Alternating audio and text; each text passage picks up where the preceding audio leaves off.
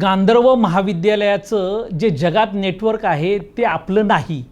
PCMCला कोणी ओळखत नाही, पण जगात गांधर्व महाविद्यालयाला ओळखतात. जगात नाही ओळखत PCMCला.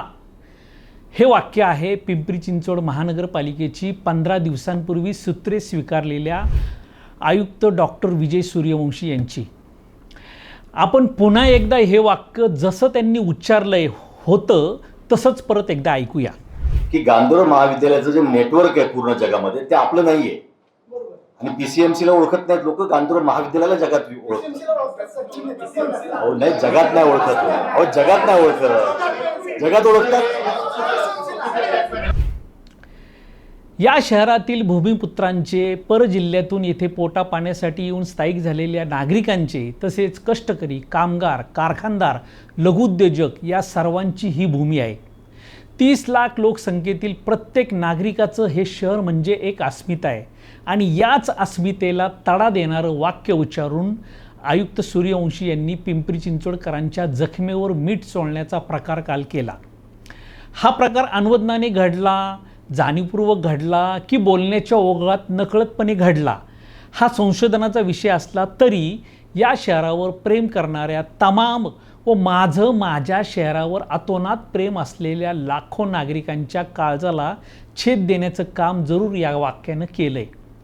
परराज्यातील असलेल्या हरनाम सिंग व नंतरचे शेखर सिंग या IAS अधिकाऱ्यांनी देखील प्रशासक म्हणून आल्यानंतर आपण काही वर्ष काम करणार आहोत आणि नंतर निघून जाणार आहोत हे माहीत असतानाही शहरवासियांच्या भावना कधी दुखावल्या नव्हता. शेखर सिंह यांची कारकीर्द बरी म्हणण्यापेक्षा वाईटाने जरी जास्त भरली असली तरी आपल्या हिंदी मिश्रित मराठीने का होईना त्यांनी शहराच्या अस्मितेला कधी नख लावण्याचं काम केलं नव्हतं. बदली झाली तरी हे शेखर सिंग तिसऱ्या दिवशी गुपचूपपणे सकाळी 7 वाजता चाफेकर वाड्यात मिटिंग घेऊन कामाच्या सूचना देत होते. महान गणेश भक्त श्री मोरया गोसावी यांच्या पदस्पर्शाने पावन झालेल्या व क्रांतीवीर चाफेकरांच्या बलिदानाने देशात ओळखली जाणारी ही भूमी आहे.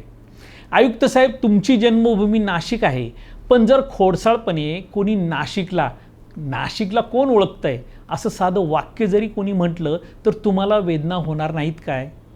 आयुक्त साहेब, आपल्या माहितीसाठी मला सांगावंसं वाटतं की प्राचीन भारतात भोज राजाची नगरी म्हणून भोसरी ओळखली जायची.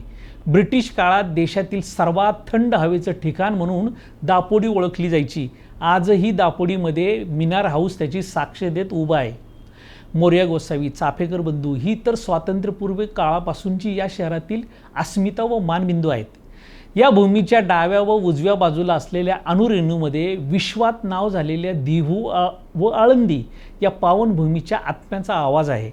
शिवाय शिवकाळ व पेशवे काळात देखील या भूमीने महाराष्ट्राच्या सांस्कृतिक, ऐतिहासिक, धार्मिक, पुरोगामी विचारधारेला दिशा व बळकटी देण्याचंच काम या भूमीने केलं आहे.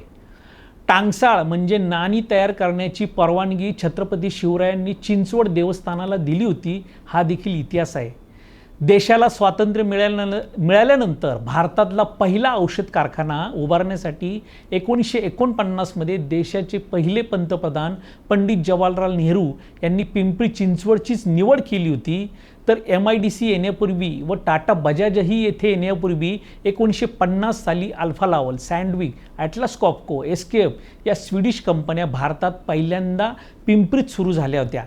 उद्योगनगरीचा पाया व मुहूर्तमेढ या आंतरराष्ट्रीय कंपन्यांच्या आगमनाने यशवंतराव चव्हाण व अण्णासाहेब मगर यांच्या दूरदृष्टीच्या धोरणाने निर्माण झाली होती.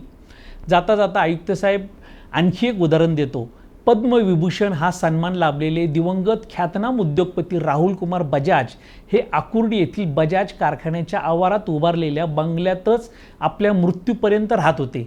वास्तविक ते जगात कुठेही राहू शकले असते, परंतु ज्या भूमीने देशातल्या पहिल्या स्कूटरचा 1965 मध्ये त्यांना बहुमान मिळवून दिला, त्या भूमीतच त्यांनी अखेरचा श्वास सोडला, हा देखील इतिहास आहे.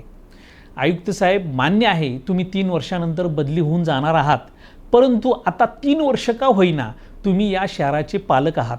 या शहरावर मनातून का नसेना पण आपल्या सेवा कालावधीच्या वर्षापर्यंत का होईना आपण हे माझं शहर आहे असंच प्रेम करावं, अशीच आमची अपेक्षा आहे व इच्छा आहे. आणखीन घडामोडी जाणून घेण्यासाठी पाहत रहा पिंपरी चिंचवड न्यूज. सोबतच आमच्या फेसबुक आणि इंस्टाग्राम चॅनलला फॉलो करायला विसरू नका. तसेच यूट्यूब चॅनलला सबस्क्राईब करायला विसरू नका.